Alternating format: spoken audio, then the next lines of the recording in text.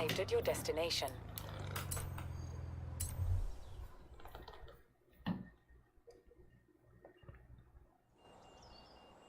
Great to see you. We're shooting a documentary about car culture in the UK, and I need a second driver. You've made a name for yourself, and it would be great to have you aboard. It's simple. You drive, I tell the story. Let's do it. 你开车，我说故事。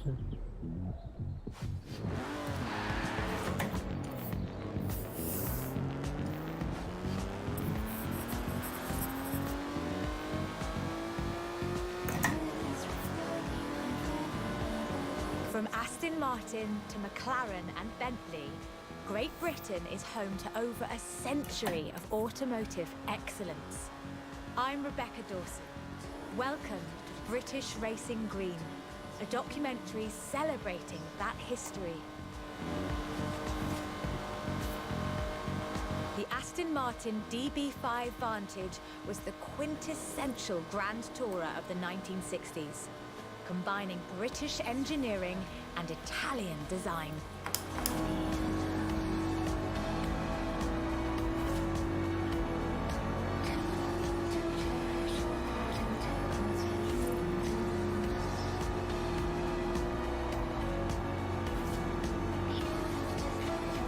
保持在这个时速应该就可以了。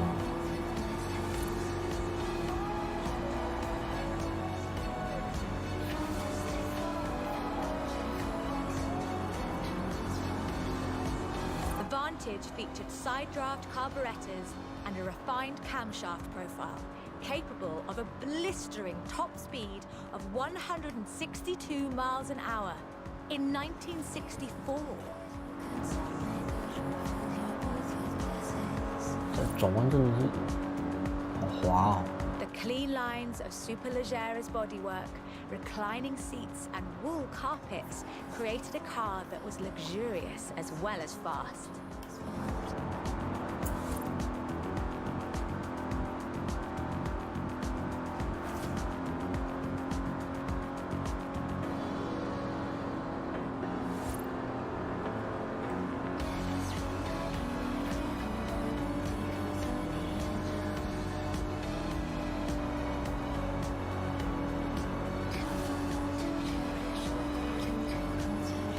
This car would form the basis for the DB range, with later cars improving on the design in many ways, but none would ever achieve the sheer iconic perfection of the Vantage. In 200 meters, turn left. Turn left. For all of its beauty and engineering perfection, only 65 of these beautiful machines would ever be built. If you own one, you own a piece of British history.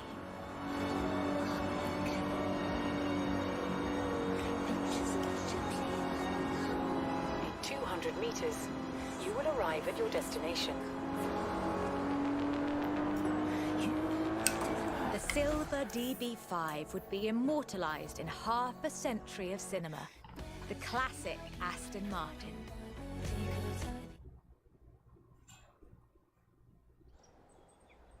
But in 2016, a new DB was unveiled, heralding the dawn of Aston Martin's second century.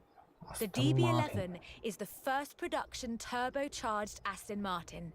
But is it a worthy successor to that legacy? Oh, 冲哦！ The short answer is yes. It's bold, responsive, and agile. It's perhaps the best GT chassis in the world. And listen to it. 维持161哦。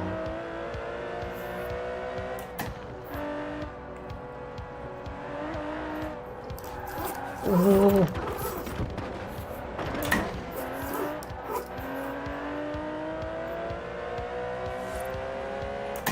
Able to hit 60 miles an hour in 3.5 seconds, the DB11's 5.2-litre twin-turbo V12 boasts a top speed of over 200 miles an hour.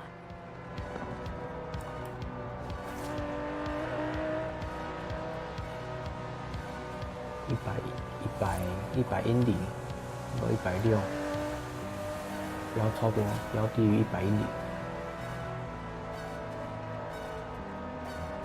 The DB11 is not the fastest car in the world, but then it's not trying to be. It's sophisticated, effortless luxury. It's an Aston Martin.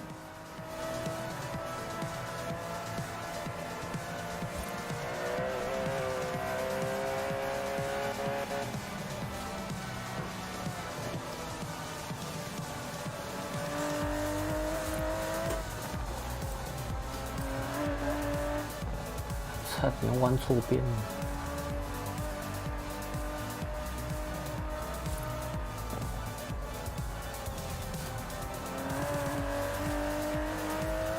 The DB11's front strakes channel air to create a virtual spoiler, providing downforce without compromising the car's clean lines. Brilliant. 什么弯怎么会维持160？Most importantly, I think, the DB11 proves that Aston Martin is ready for another century of beautiful cars. And I can't wait. 可能水太多了吧？我操！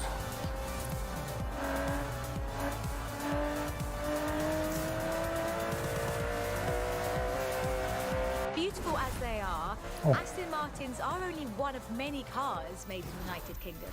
Let's see what else is out there. 2颗星而已。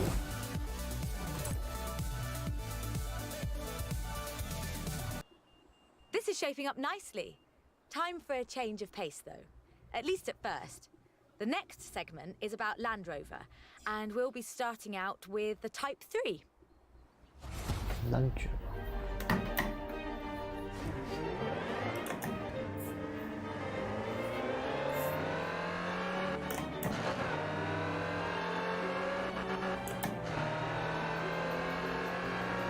Land Rover, the British sports utility vehicle. But before that, they were actual utility vehicles. Solid, tough trucks, unstoppable over almost any terrain. In 400 meters, turn left. The Land Rover Type 3 marks the point where that shift begins. And we'll be looking at what that meant. Turn left.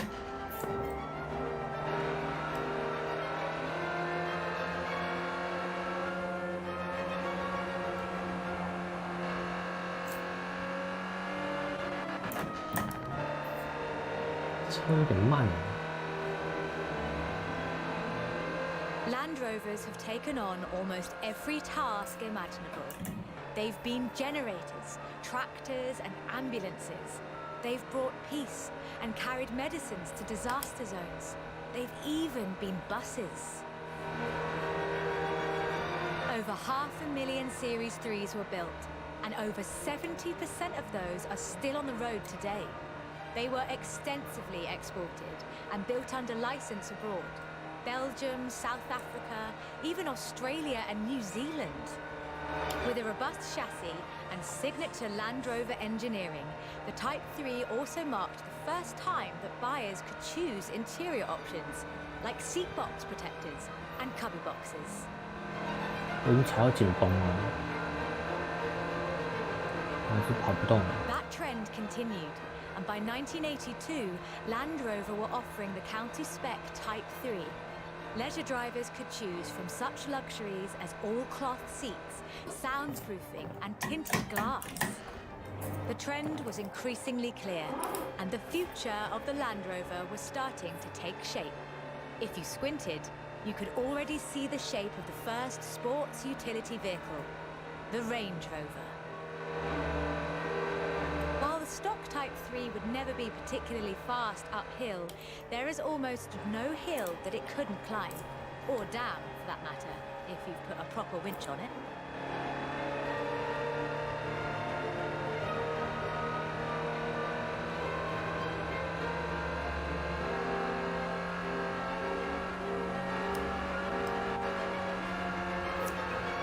In 1978, a Series 3 was custom built for Her Majesty Queen Elizabeth II. It only had 1,892 miles on the clock when it was auctioned into private hands. And it was in perfect condition. It would be. After all, she trained as a mechanic in the 1940s and will likely remain the only royal able to strip and rebuild an engine. Turn left.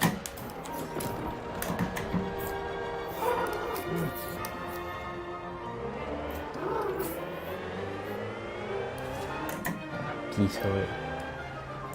In 200 meters, you will arrive at your destination.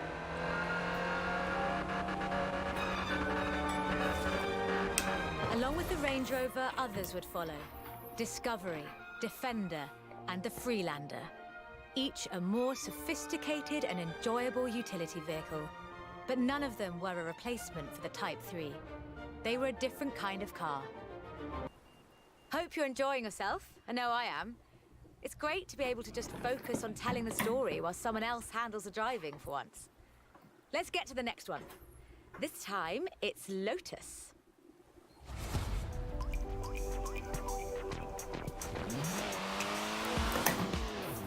Interesting.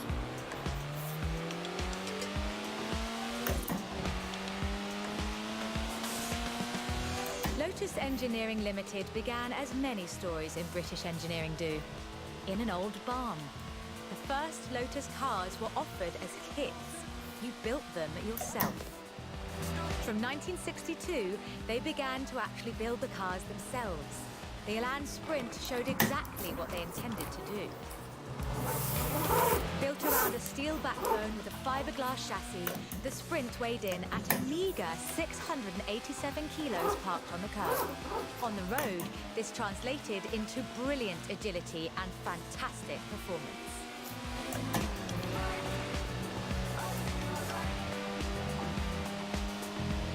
Designer Colin Chapman famously said, "Adding power makes you faster on the straights. Subtracting weight makes you faster everywhere." He knew what he was talking about. In 100 meters, turn right.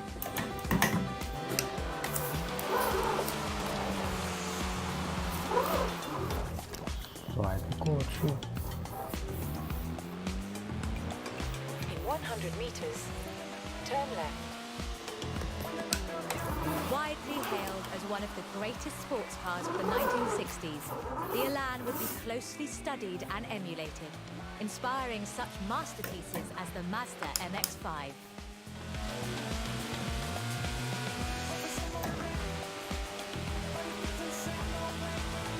The Elan has all the energy, style, and enthusiasm you would expect. Bold, quick, and fun. So much so that they put it in the name. The Elan Sprint was a financial as well as an engineering success for Lotus, validating their approach to design and resulting in a whole family of light, agile 到现 roadsters. 在最新的车种 Which brings us to this, the Lotus Exige. It's heavier than the Elan, admittedly, but it's faster. Much, much faster. 更快更快。 Touch the pedal, the Exige responds with instant, relentless acceleration, as you'd expect. With a 0 to 60 time of 3.8 seconds and a top speed of 170 before upgrades and tuning, the Exige is uncompromising.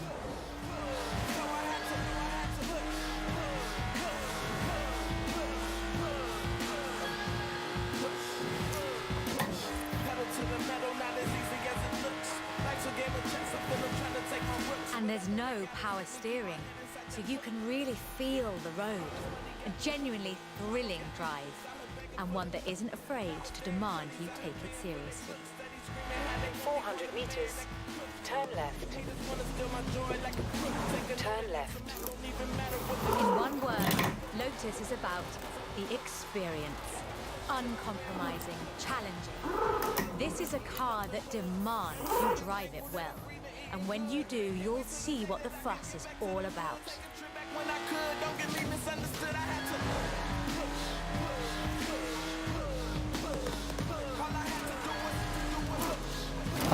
Yes。啊。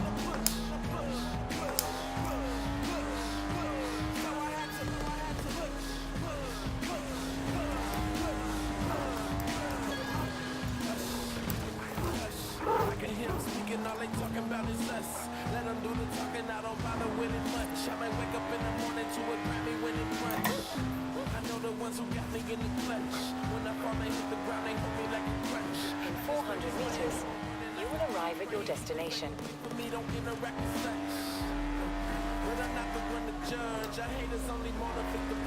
And with rumoured launches of 2 new cars in 2020, Lotus looks set to push the benchmark of the experience sports car well into the next century. 太烂了。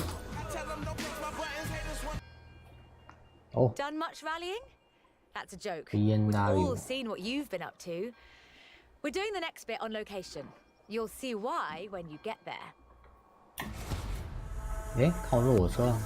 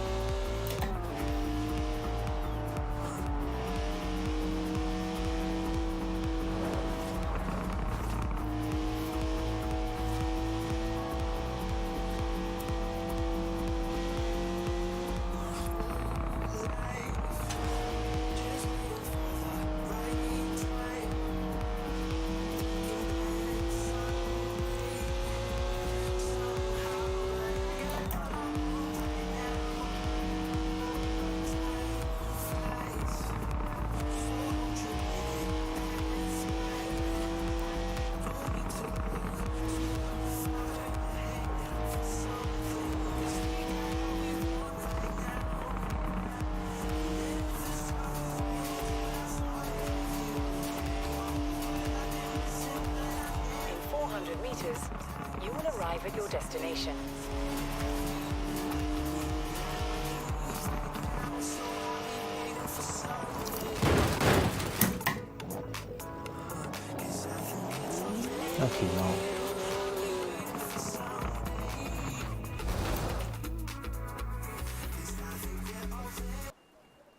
You know, I really like this car. Not that I'd want to drive it for too long. 38英里。 Squeeze yourself in there and let's see just how fast you can make it go. Which won't be too fast. But hey, I could be surprised. 什么意思？我靠！ The Peel P50 has the dubious honour of being the smallest production car in the world. A one-door microcar coupe. 目 Featuring 标 a 嘛，56公 42cc 每小 air-cooled 时56公 engine 里。 capable of a heinous 38 miles an hour. And a handle, so you can pick it up and carry it with you when you get to work. And keep in mind 这有什么困 that 难 this 吗 is the 手 production 而已啊。 version. The prototype had the single wheel 这也 at 太 the 帅了吧 front. Why would you think that was a good 还有 idea? 雨刷。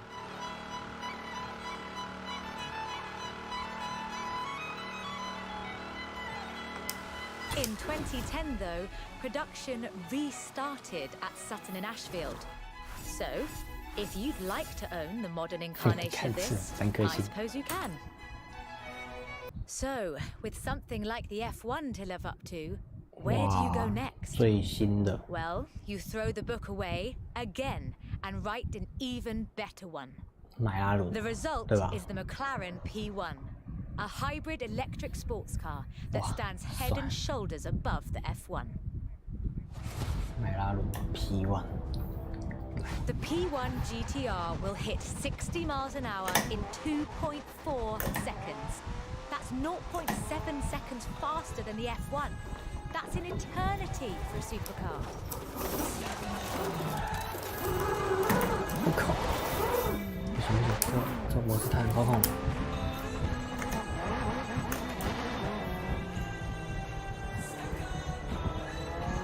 The car's blistering performance is delivered by a twin-turbo V8, supplemented by a McLaren ECU electric motor and instant power assist system.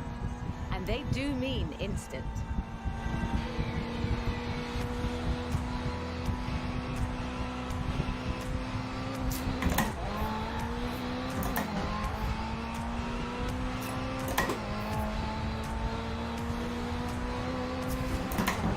Remember those problems with turbo lag? McLaren solved that with the hybrid drive. While the turbos build pressure, the electric motor drives the wheels. No turbo lag, just torque. And because it's a hybrid, it has an all-electric range. 动力真的随传 Running 随 on 到啊。 batteries alone, that's 6.2 miles. A bit more if you're going downhill.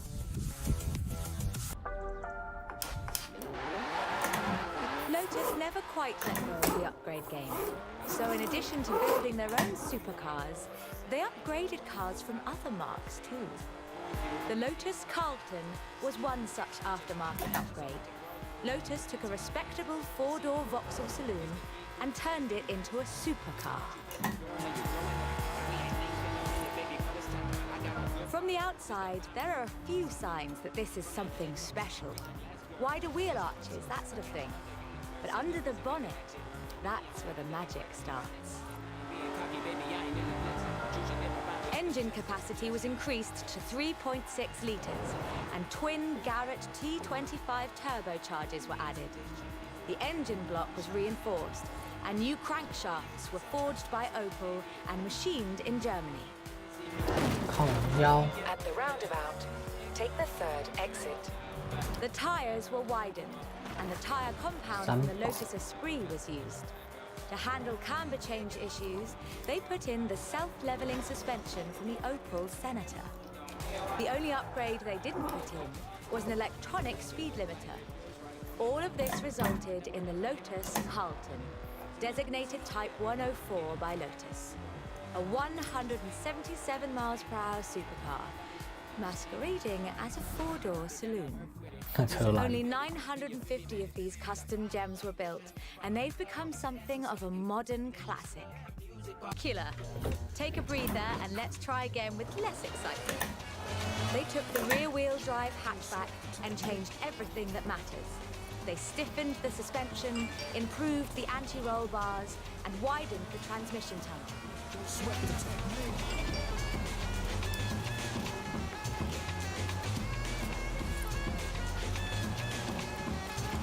Performance was increased by fitting a 2.2-litre version of the Lotus 911 slant four-cylinder engine, resulting in an impressive 250 brake horsepower, up from a meager 105 on the original.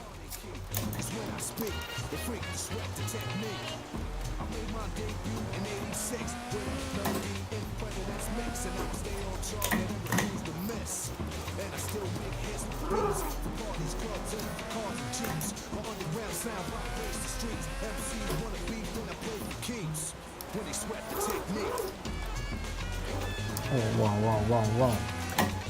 The Lotus Sunbeam was revealed to the public in 1979 in Geneva to widespread praise in the motoring media.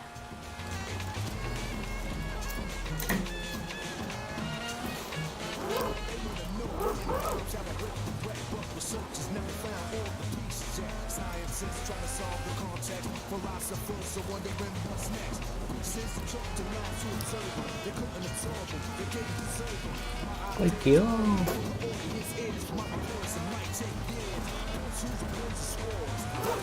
More importantly, the Lotus Sunbeam saw racing success too. In 1980, Henri Toivonen won the 29th Lombard RAC Rally in his Sunbeam.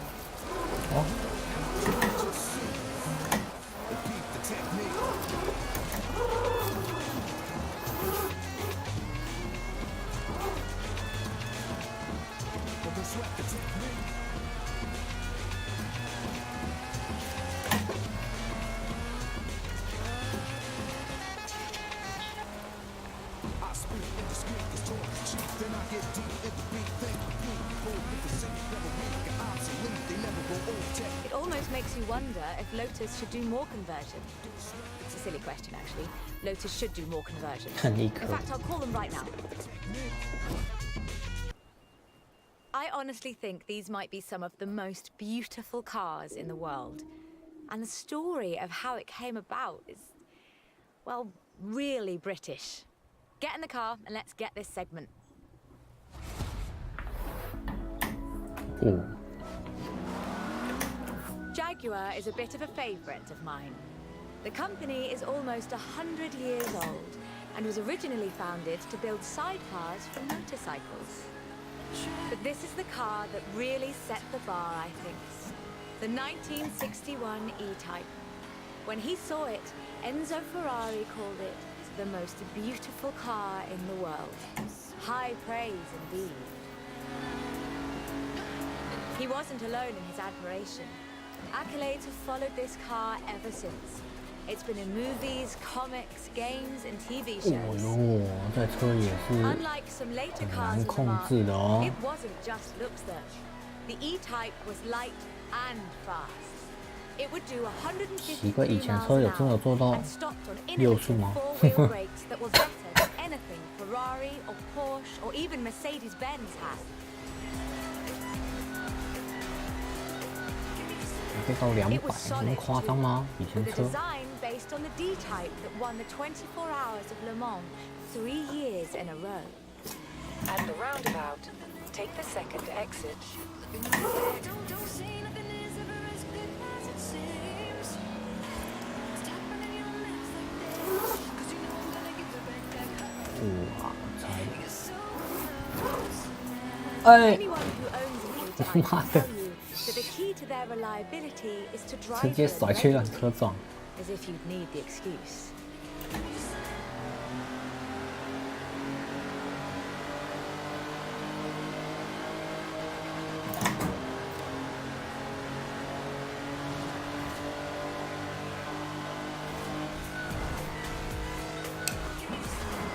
About 2,500 were built, and they're a common sight at auto shows, and surprisingly reasonably priced. All in all, an almost perfect Jaguar. 这个啦，这什么 The 牌子啊 E-Type was？台 the 湾好像没有。 successor to the Le Mans winning D-Type. But what would 帅 that 耶 look like if Jaguar designed it today? 加个 In 2013, Jaguar answered that question with the Jaguar F-Type 加 Project 7, 丢啊， a 这个 spiritual 不是英文 successor 吧 to？the E-Type, 加 and 丢啊， designed from the ground up to be the purest, most enjoyable Jaguar yet. 哦，帅帅帅帅，哦，加 The 嘎， car's 靠腰 heritage is proudly displayed in the gorgeous D-Type curves and the distinctive aero hunch behind the driving position. But like the 敞篷 E-Type, 料， it's not just a pretty face.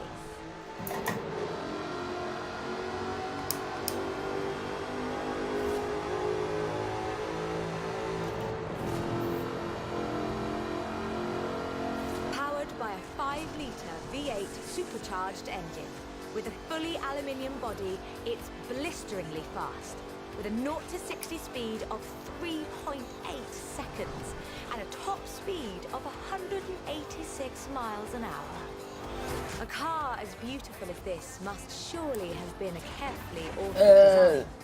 sorry， It started as a sketch by designer Cesar Pieri, thrown together one Friday in his free time. Jaguar's design director, Ian Callum, saw the sketch in a thumbnail on Cesar's computer during a meeting and asked him what it was. The rest is history.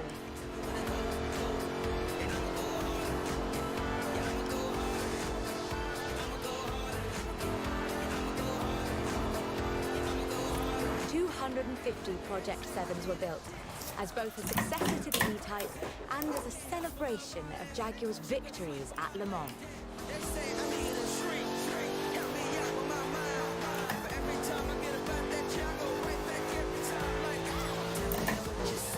哎，打到反打，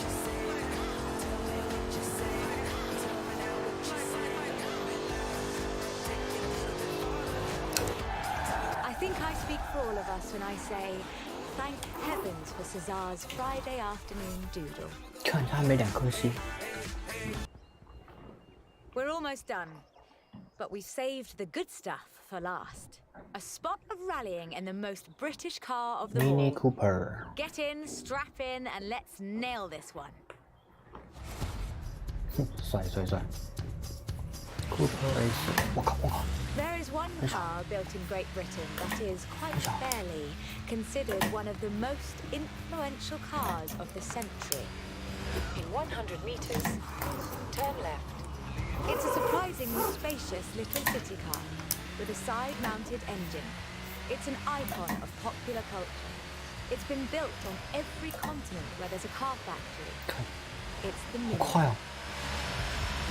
The Mini Cooper S was built to be a performance machine with deeper engines, twin carburetors, and front disc brakes.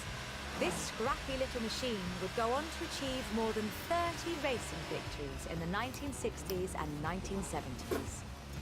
A Mini Cooper S flying number 37 placed first at the 1964 Monte Carlo Rally. Driven by Paddy Hopkirk and Henry Liddon, this was the last time an all-British crew would win the event. But not the last time a Mini would. At Monte Carlo in 1966, Minis took the first, second and third positions. They were all disqualified because they had dimming headlamps. Not because they were winning everything in sight.